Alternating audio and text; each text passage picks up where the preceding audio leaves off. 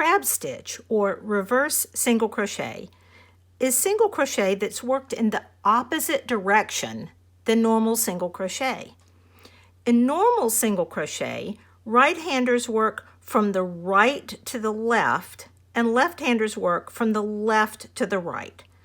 A regular single crochet is go in, yarn over and pull up a loop, and then yarn over and pull through 2, going in the direction, in the normal direction. But for reverse single crochet, you're going to be working in the other direction.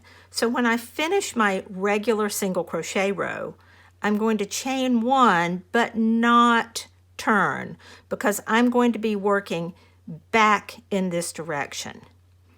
Here's how I do that. I need to hold on to the stitch, the chain stitch that's on my hook right now, because it's going to want to pop off. I'm going to go back in the other direction and insert my hook into that first stitch. Yarn over, pull up a loop, and then yarn over and pull through 2. Now, that first stitch is really kind of weird looking.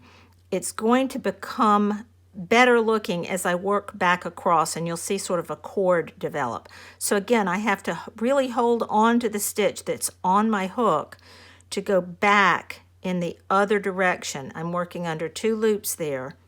Go in, yarn over, pull up a loop, yarn over, pull through 2.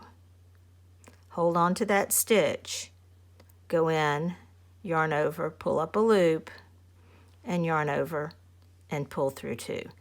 It gets easier as you get away from that first stitch.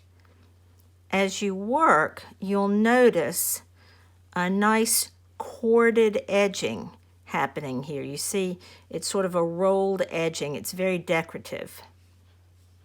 Typically, you can't work into these reverse single crochet or crab stitch stitches. So if you wanted to keep going and have this as a decorative element, you would want to work that stitch just into the front loop so that you would have a back loop left to work more stitches and continue working here.